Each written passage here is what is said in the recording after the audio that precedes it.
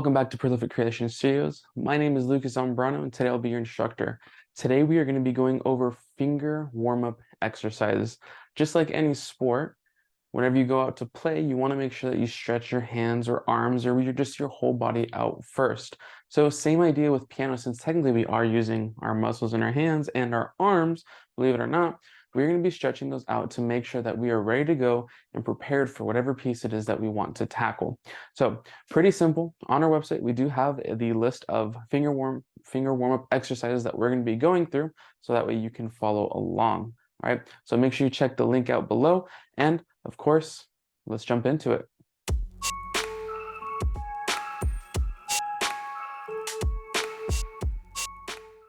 As we jump into the finger exercises, they're pretty simple, all right? And again, you want to make sure that you go where you're comfortable. So don't overextend it, don't overdo it. If you need to take a break, you're more than welcome to, just like when you're practicing piano. So the first exercise that we're going to is called finger tapping. So pretty simple. We're just going to hold out our hand like this, and we're just going to tap each finger. Pretty simple. Tapping each finger. We're going to do this with both hands. And so what this do is it'll increase the blood flow, and this is kind of just waking up our fingers. Okay, so we'll do each exercise for about 15 seconds before jumping on to the next one. So tapping our fingers, making sure that we're going to be tapping our thumb. So making sure that each finger taps our thumb, and just going back and forth until we feel like we got it. All right, so now that we've got that done, the next thing that we're going to be doing is we're going to be needing a flat surface for this next exercise. So over here, I have my piano. I'm going to be using the surface right here since it is flat. And so the next thing that we're going to be doing is we're going to be putting our hands flat on the table right here. And all that we're going to be doing is pressing down each finger. Okay, you can kind of see my fingers right here.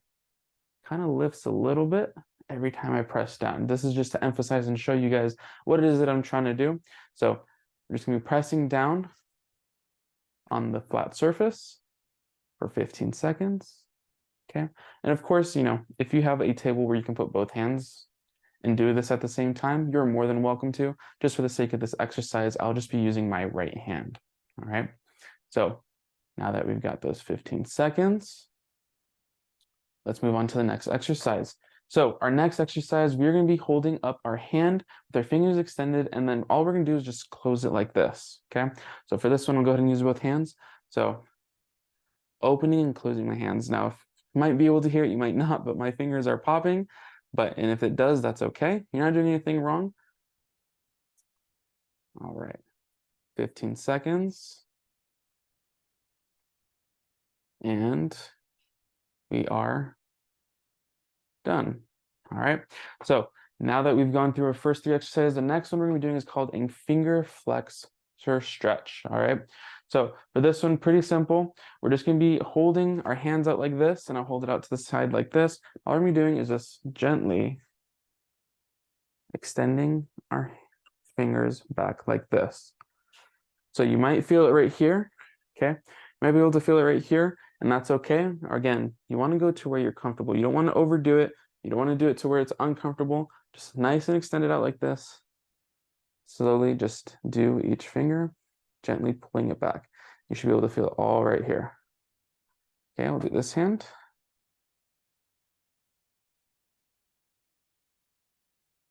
Nice and simple like that.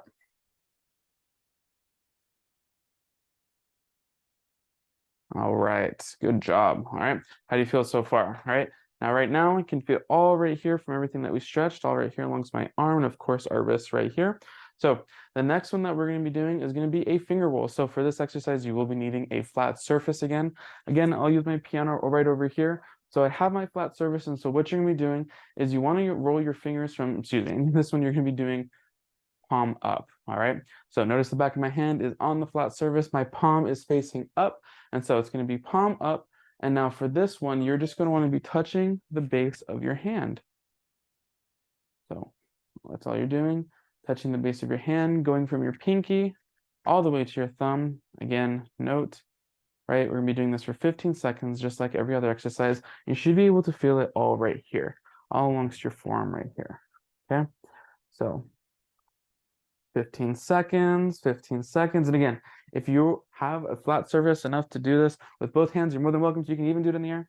All right, So I'll be doing it in the air on this hand over here, almost doing a little Spider-Man action, and the other one's going to be on the flat surface. All right. Again, you should be able to feel it through your forearm, a little bit right here on this part of your hand right here. All right, in 15 seconds, and we're done. All right, so this next one is going to be a finger independence exercise. So this one, we want to be lifting one finger at a time while playing the others pressed down on the surface. So we're going to hold it right here, and we're just going to be lifting our hand, almost like we are playing keys on the piano, okay? If you want to do a kind of a little bit of a modified version, you're more than welcome to do this. Basically, almost like a spider lifting up its legs, right? Again, you are going to need a surface for this, but if you don't have a flat surface, you're more than welcome to do it in the air. Don't really get the same effect, but hey, that's okay. All right, visually, it's not as appealing as if you were doing it on a flat surface, because then you can kind of make, a little spider crawl around, but you don't need to do that, all right? But anyways, lifting every single finger. All right, 15 seconds. 15 seconds. All right.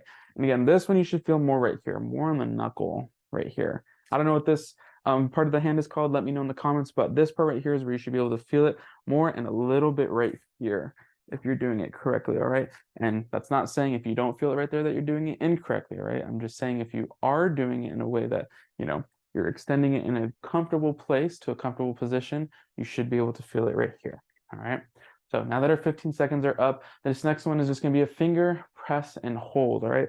So as opposed to the one where you're kind of just slightly tapping it a little bit, the one, remember, where I overemphasize a little bit with lifting my finger just a little bit as I'm pressing. For this one, you're going to be holding it down for at least 1 second to 2 seconds for each finger. Again, only go to where you're comfortable. Don't overdo it, okay? If you need to take a break, you're more than welcome to. But for this one, again, just for emphasis, I'm lifting my finger to show which fingers I am actually pressing. All right. So I'm holding it for 1, 2, 1, 2, 1, 2, 1, 2, 1, 2, 1, 2, 1, 2. All right. And again, just for the sake of showing you and the demonstration, I'm just using my right hand. We want to make sure that we're tackling both hands. After all, we do use both hands when playing piano. So we want to make sure that we're doing that. Okay. This next one is an octave jump, which we'll be showing over on the piano. Pretty simple. All we're going to be doing is just extending our hands on the piano, okay, we're going to be doing an octave. So keep in mind that's from 8 keys. So from the first key to the last key should be 8 keys in total. And so for this exercise, we're just going to be using our thumb and our pinky on both hands. Now, we're slowly going to be working our way up for this exercise, all right? So again, we'll be doing this for 15 seconds, and then we'll move on to this next exercise, all right? So for this next exercise, these are going to be bonus exercises, all right? These are pretty simple, but again, it may seem a little silly, but nonetheless, I want you to do along with me, okay? So next one, we're just going to be shaking out our hands, all right? So just shaking out your hands, almost like a stretch. When you stretch and wake up in the morning, you want to do that, nice big stretch, and then you kind of get on to your day, right? This one, same thing. Just going to be shaking it out, just waking up our hands, all right? At this point, they should be awake, all right? So if you want to do this exercise first or this warm-up first, you're more than welcome to, all right? Now, this next one that I'm going to be showing you, I like to call the itsy bitsy spider. This is what my piano teacher called it when I was first learning. So all you're going to be doing is holding out your hands like this, making an L, or a reverse L in this case, and an L on this one. You're going to be flipping one hand like this and connecting your middle finger to your thumb up here, and your middle finger to your thumb up here. And all you're doing is going to be flipping it around, all right? Now, this may look familiar to those that know the Itsy Bitsy Spider song, right? Now, normally when you see this movement, you sing along with it, the Itsy Bitsy Spider, right? Came up the water spout. So that's the movement that we're doing. And this one you should feel all right here, okay, as you're twisting along. Now, what this is going to do right here is that as you're playing scales or anything really fancy on the keyboard, right, or on the piano, this is going to help you with that wrist movement, right? Really warm up those joints in your wrist to help you be able to be flexible and ready to go for any of those wrist movements that you do with those pieces, all right? So that's going to wrap up our warm-up exercises. Again, I did add in those 2 bonus ones, but nonetheless, if you want to stick with the original 8 that we had, you're more than welcome to. Again, I really want to emphasize that you make sure that you only go to what you're comfortable to. Don't overdo it. If you need to take a break, go ahead and take a break, right? We don't want to frustrate ourselves or, again, just overdo it, all right? Thank you for watching this video. Make sure to like and subscribe, and I'll see you in the next one.